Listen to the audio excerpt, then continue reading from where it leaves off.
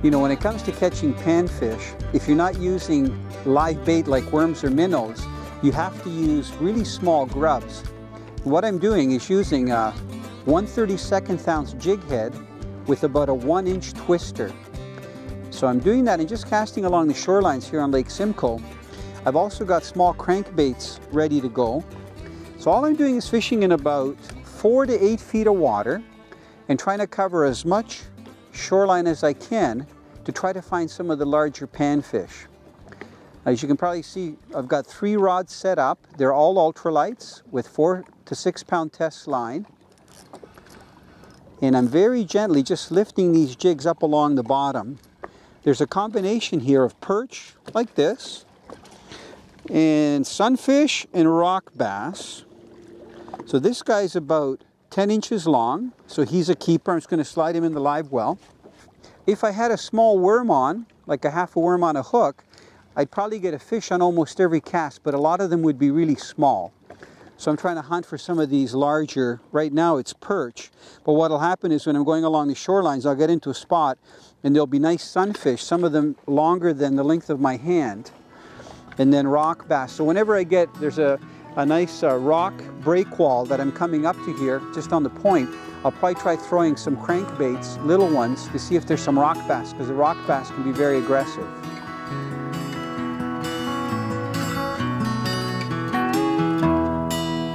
Guess what?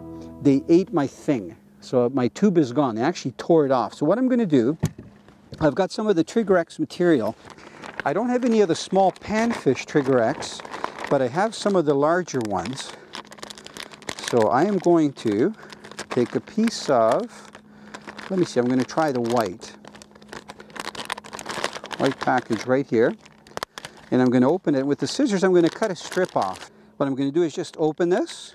And I'm going to leave it sitting in the juice, but what I'm going to do is cut a small strip, because if this works good for bass, I got a feeling it's going to also work good. You know what? I'm going to do a second strip so that I've got it to go if I need to replace it, because I got this sneaky suspicion that these fish, sneaky fish, are going to eat that Trigger X material off. So I can't put it right up, but what I'll do is just hook it through the middle and let it hang.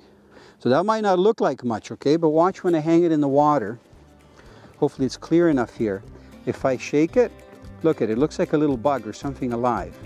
What I may try, because it's got that little tail on there now, is casting it out and slowly retrieving it back to me.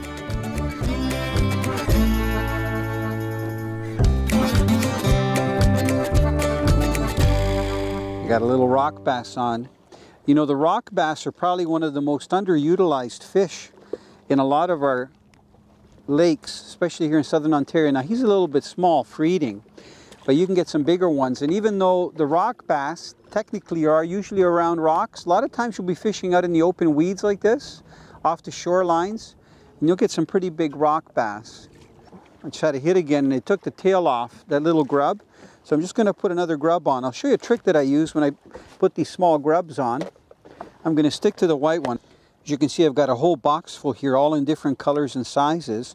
But what I'm going to do is take one of the small white ones, and normally you would take the little twister, and I like to hook it with the tail pointing up, so that even if I'm dragging the jig along the bottom, the tail is still going to work. So most of the time, anglers will take a little twister like this and put it completely up the shaft of the hook. But what I'd like to do for the panfish is actually just hook it a little bit. So even though the grub barb is up there, notice that I only have it hooked on so that it's just past the actual tip of the hook. I just find that that gives it quite a bit more action. And the panfish, even though they have small mouths, will come up and inhale that. Fisher girl!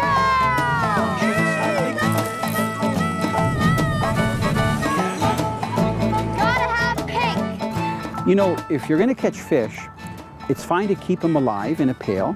And especially when I've fished with little kids, they get mesmerized. You put a little sunfish in a pail of water and they'll stop fishing and actually play with the fish and stuff, right?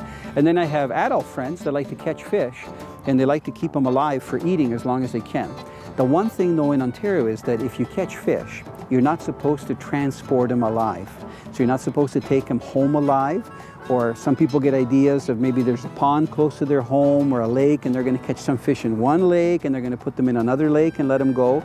You're not supposed to do that. You can only do that if you have a permit. So when you're fishing, it's fine to keep fish alive, whether you want to take pictures and you keep them in a cooler full of water, or maybe a live well in a boat, or in a pail, if you're dealing especially with little kids, but you're not supposed to drive them or take them somewhere alive, okay? So very important. When you're done with them, if you're going to be eating them, you clean them before you take them home, or you release them back into the waters. So no transporting of live fish in Ontario.